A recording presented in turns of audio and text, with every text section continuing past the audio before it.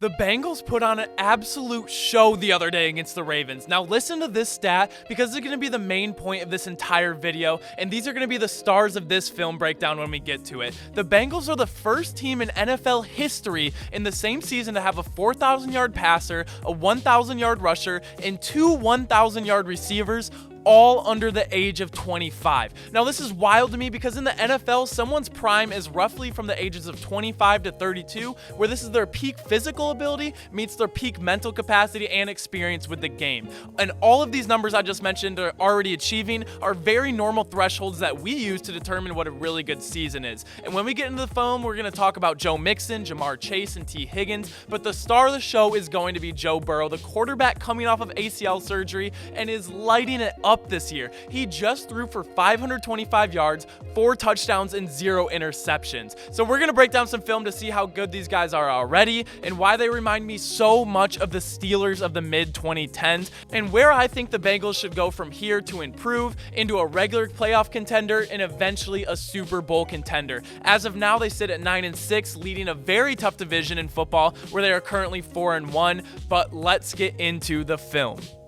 So this is the first play we're going to look at regarding Joe Burrow, and this is something I think he does a really good job doing. So right now, they're an empty set, and actually, Zach Taylor, I think, calls a really good game. He's gotten some flack in the past, but this is something I wouldn't recommend when you have a below-average offensive line, which the Bengals, they're not a bottom 10 offensive line anymore, but they're also kind of around the middle of the pack, maybe slightly below. But with a young quarterback and a below-average offensive line, empty set is not good because you really want some protection, but Joe Burrow's able to make quick decisions and read the defense. So right now, the Jaguars are sending an all-out blitz, or are they? So Joe Burrow in his head probably has all of his hot routes right now where he's going to throw the ball right away, but as the ball is snapped, they're going to drop into a deep coverage, actually only rush 3, which he sees right away, and then they're going to have a QB spy right away. But what Joe Burrow does and what allows him to be so successful in these empty sets when they don't send pressure is he uses his leg. Look, he's so comfortable back there. He sees he has a clean pocket. He's kind of directing traffic, and he's going to kind of float out to the right, move out to the left, and he never breaks the pocket too early, which is really good. What you can see a lot of young quarterbacks doing.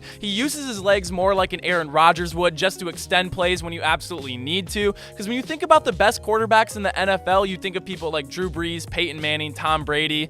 These people couldn't run at all. So when Joe Burrow is able to use this to his advantage and use it as a pro and not use it as some sort of escape or run to it too early, this is huge. And we're going to see more plays out of empty, but this is a great example of Joe Burrow extending the play. And like I said, he has some very sneaky legs. This is an example where he's going to use his legs because nothing's really open on this play, and this is where he uses his ability. He's staying in the pocket, but once he sees it collapsing, he knows he can't make a throw right now. He's going to step up, make a linebacker kind of miss right off the bat, and roll in for the touchdown. So Joe Burrow, this is the athleticism that not enough people talk about because he is very shifty. He's a lot more athletic than people give him credit for, and he's going to be able to make plays like this on the regular. Now, this play is absolutely incredible, and not all touchdowns and not all conversions are made the same. This is a 4th and 5 in a huge game. This is going to bring them within 7 to come back into this game to eventually lead it into overtime. Joe Burrow's sitting in the pocket. He knows he needs to get it past the sticks. There really isn't anything open. He sees the pocket collapsing. He's able to reverse out.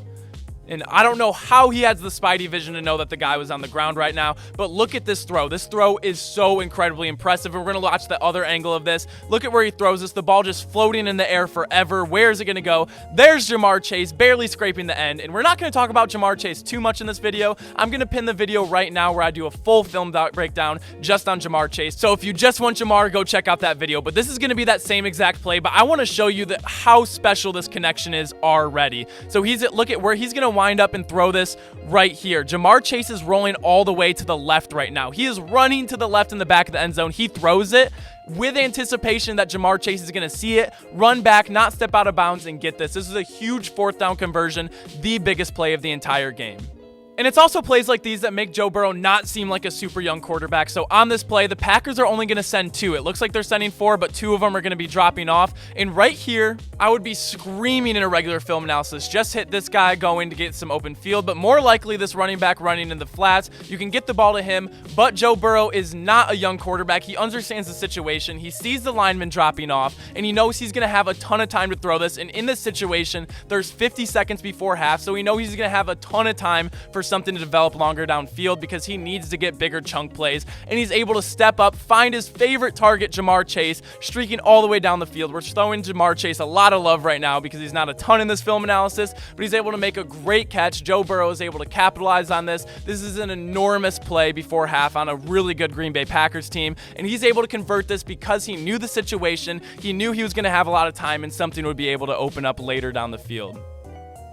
And there's a few things on this play I want you to watch. I think Tyler Boyd is right here. He's going to run a 7 route right now. But I want you to watch where Joe Burrow puts this ball, and as the pocket collapses around him, how he's able to stay in there and make this throw. A lot of young quarterbacks, they have the fastball, but they don't have this touch deep down the field, or at least in these intermediate positions where they're able to put it right on a dot. So watch, the pocket's kind of collapsing around him. He's making this throw with a guy right in his face, and watch how he makes this throw. And look how the corner is covering us. The nickel corner is right on top of him. If he does the fastball and the corner plays it right, he's going to be able to pick it off. But Joe Burrow puts a ton of touch on this ball. The ball hangs in the air forever. It puts in the exact perfect spot. Even if the corner jumps to try and knock it down, it's not going to be able to the way it's coming down. This was a beautiful throw, and the second to last one we're looking at. And this is his first game against the Ravens, and he didn't hold back here either. He had over 400 yards. It was ridiculous. This was a great game, and the Ravens are going to send all this eye candy. They're going to move the lineman over here. They're going to stunt over here, and they're going to drop this guy back in coverage, all doing this because they're thinking, all right, we're playing a young quarterback. We're going to show him a bunch of eye candy. We're going to try and confuse him, hold on to the ball too long, and make a sack. Joe Burrow's like, sorry, I know where I'm going to go. I'll do all that cute stuff, make it longer to get back to me. I'm just going to find my target, find my favorite receiver, Jamar Chase, and that is going to be something that's so huge. And look at how dynamic of a play this is. I didn't show this in the film analysis with Jamar Chase initially, but he's just going to take this one to the house, make a simple slant route, and take it all the way. He has 4.3 speed, so he's just going to be off. Nobody's going to catch him. But that's the thing. That's why they're able to run empty. That's why they're able to do so many things with these receivers and Joe Burrow, because he's able to make quick, good decisions, and the receivers are able to win really fast on the outside, and he knows exactly where he's going to go with the ball in these quick situations. But if you also don't get the pressure there, you want to play deep coverage, he's not going to get frazzled at all. He'll sit in the pocket as long as he needs and extend it with his legs to take the deep shot downfield. So this is why Joe Burrow has impressed me so much this year. But let's move on to Joe Mixon. So now we're moving on to the Joe Mixon part of this film review, and right now I'm going to say this is where he reminds me a lot of Le'Veon Bell, comparing the comparison again to the Steelers of the mid-2010s. We have 97 Cameron Hayward playing nose tackle right now, and this is going to be a stretch play out to the right, and Joe Mixon just got named to another Pro Bowl. He is having a spectacular season, but again, Cameron Hayward, as soon as he gets the ball, he's absolutely blowing up this play, but this is where Joe Mixon is so good. The cut upfield is so good as soon as he gets the ball. He just received the ball right here. He's going to make a cut to his left, our right, and just going to be able to bust through the hole. Again, having a one-on-one situation. The guy barely gets enough of him. He knows it. He's going to get upset when he knows he could have had a lot better. Look at Jamar Chase on the bottom right of your screen right here. He is a great run blocker. That's something I've noticed. He puts in the time and the effort, and this is what a culture I think a lot of people have. Joe Burrow playing through injury with a broken finger. The receivers blocking. Joe Mixon running hard. This is why I love this team so much, and this is why I'm a huge believer in what they have going. And this is where what Joe Mixon does as a running back is so good. As a running back in the NFL, you cannot be claustrophobic. You have to be comfortable in tight spaces, especially around the goal line. But look how patient he is. This is very Le'Veon Bell-esque, but look, he keeps a super low center of gravity and is just reading. He has no intention on this play of what he's going to do beforehand, because right now this hole looks like it's going to be open right up the middle. And so he's going to attack that, kind of see, oh, it's closing down. Just kind of keep a low center of gravity, shuffle, be comfortable in tight areas, finally find the hole, and then explode through it, getting the touchdown. I see this so much from Joe Mixon, especially when you have not that great of an offensive line, just like I said, slightly below average. You're going to have to be able to readjust, adjust, and then finally find the hole and then attack it. This is very Le'Veon Bell-esque, and this is another example of why I think their comparison with Antonio Brown being the two receivers of Jamar Chase, T. Higgins, and Big Ben being Joe Burrow in this case. This is a great example of Joe Mixon just being able to cover so much ground moving laterally with the ball and making this great play when the hole isn't there. So he's going to get the hole right up the middle. As soon as he gets the ball, he sees everything collapsing down. He could put his head down, try and get through the hole, pick up a few yards around the goal line, but he sees a lot of room on the outside, and as soon as he gets it, he has a low center of gravity, kind of shuffles, covers so much ground in just those 2 shuffles, and now he has an opportunity one-on-one with the corner on the outside, and he is going to take his soul on this play. He's going to make him touch earth. He's going to make him look stupid. They think it's going to be a race to the pylon right here, but as soon as he makes a hard cut inside on his back foot, he's going to be able to take it right in the end zone. This is just a great example of Joe Mixon extending the play, lateral, cover it, think of pylon. Nope. This is just a great reason on why Joe Mixon is able to find yards when yards just aren't there, and this is why he's a Pro Bowler this year. I mean, what else is there to say? There doesn't have to be a hole there. This is going to be a 3 to 5 yard loss. Number 50 gets right into the backfield, but look at this hole. The stretch play is just not going to work. Joe Mixon is always going to find the hole. He is so good at that. He moves laterally so well, and once Joe Mixon gets a full head of steam, he is not going to be afraid of the contact. He's going to carry the Ravens defender 4 yards for yet another touchdown. Yeah, go ahead and celebrate. The Bengals celebrations are actually so awesome this year. I absolutely love it. They have everything I've been wanting to see after this team. It all starts with the quarterback. Zach Taylor has built an awesome culture. I'm going to talk about a lot more after we get over the film analysis, what I think they can do to be a Super Bowl contender in the next couple years as they have their core on offense reaching their prime in the next few years.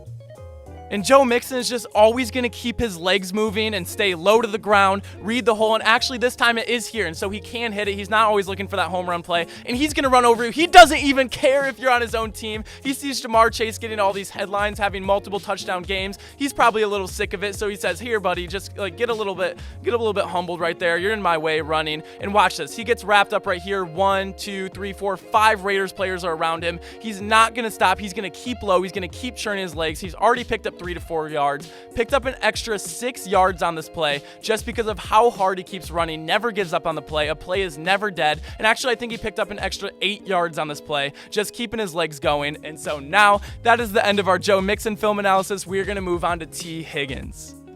So Jamar Chase has been getting a lot of press attention, a lot of media attention, because he's a very controversial pick that ended up working huge, reaching his first Pro Bowl in his rookie year. But the person I don't think is being talked about enough is T. Higgins right here, because Joe Burrow, like we said, he's going to sit and empty. He's going to make these quick throws. He's going to use his legs to extend. But also what T. Higgins brings to this team is his ability to go up and get jump balls. And you really, really need this on your team. And that's not the only thing he does, because you're not going to get a 1,000-yard season just getting jump balls. But let's watch this play and see what he's capable of, and what a weapon Joe Burrow has in T. Higgins, and being able to do things like this. The stud receiver out of Clemson just shows his skill sets, and he shows it all here on this play. Joe Burrow's going to get the ball, he's going to drop back, and T. Higgins is going to be running the seam route, and he's going to beat the corner. The safety's coming over the top, so it's actually going to be double covered, but Joe Burrow knows, if I can be accurate with this ball right now, place it up high, I trust my guy to go and get it even in double coverage, and that's exactly what T. Higgins does. He high points the ball so well, and even in double coverage is able to come down with it. What a weapon any quarterback would love to have. And I rarely show plays that don't count, but Anthony Averett is guarding him, and this would have been a catch of the year candidate if it would have counted, but this is the kind of receiver and skill set that Joe Burrow is dealing with. We know he has a lethal amount of weapons. He has Joe Mixon, who's also a very good receiving back. He has Jamar Chase, but to have a guy in T. Higgins who's barely being talked about by the media to go up and make a play like this, he's just going to loft it up to him. The safety's going to come over to try and help, but it's really hard to see. He's going to go up and snag this one-handed. I mean, this is full Odell extension. I'm sorry. I don't know what happened. The All-22 just got filmed by Potato in the last few weeks. I don't know what's going on, but he's able to catch this. He doesn't get his feet in bounds, but what a spectacular catch. I just really wish it would have counted.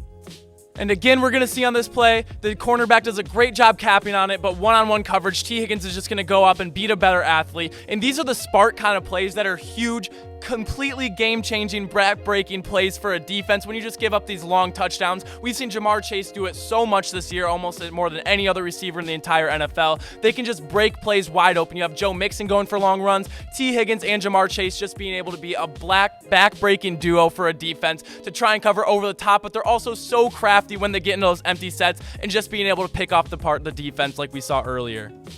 And again, this is going to be this empty set. This is going to be the last play we're going to go over. Just the concentration on this catch to pick up this third down. You have two people in front of your face. Just be able to win quickly. If you have wide receivers that can win quickly, you can do these empty sets. If you don't have guys that can win one-on-one matchups, this is going to be a nightmare because if they send pressure, you can't get the ball off quick because the defense will still be able to play coverage on the back end. But between Jamar Chase and T. Higgins, they can win their matchups with ease. Look at how much separation they all get. They have great hands. They're going to make it. I mean, Jamar Chase has a couple drops, a very big one, I believe, in this game. But again, they're going to make these tough catches over the middle, and I just love to see this. This is going to be a very exciting trio to watch throwing the football around for the next 10 years, it feels like.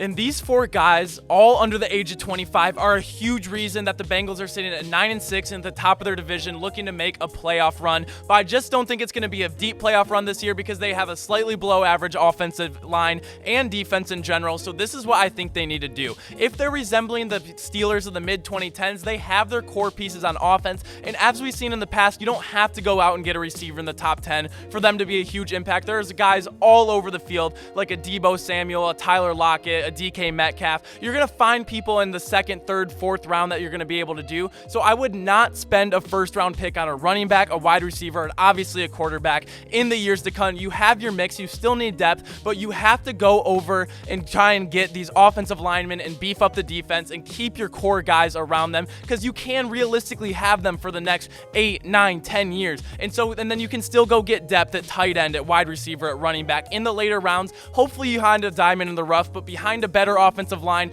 that's going to be even easier to find. These guys are just going to excel. I absolutely love what I've seen from Joe Burrow. There's been a lot of crap that they've been talking about with him being the number 1 overall pick, but Justin Herbert going number 6. Who's better? Right now, I think it's kind of a toss-up. Right after his rookie season, Justin Herbert took the throne right away. Joe Burrow got hurt, but he's coming back this season in a huge way. So the title or the thumbnail of this video is "The future is so bright for this team," and that could not be more true. I absolutely love what Zach Taylor is doing. I think he's a very good play caller and very underrated. I love that he's able to spread it out. They have a great balance between being in shotgun, being under center, and then also being able to do play action, screens, getting Joe Mixon involved, and they really know how to get their best players the ball, and I think that is so important. I think they're going to have a ton of success in the future. And so Jamar Chase and Joe Mixon being Pro Bowlers so young, Joe Burrow's very might be on his way to make the Pro Bowl next year. I cannot wait to see, and I cannot wait to see this Bengals season, how it plays out, and going into the future, it's going to be a ton of fun. I think they have a lot of big decisions to make in the offseason to make them even better. But I want to know what you guys think, so make sure to like this video if you like videos like these. Drop something down in the comments what you think about the Bengals, or if you like this video, or if you want to see videos more like this. I know it was a bit of a shorter film analysis. We only went over a handful of plays for each player, but I think it was a lot of fun to just kind of target a lot of players and see the core of the Bengals coming off a huge division win against the Ravens where they absolutely manhandled them. So let me know what you think, and make sure to subscribe if you enjoy daily sports content. I appreciate y'all so much. Thank you for checking out the channel, and as always, I will see you all tomorrow. Peace!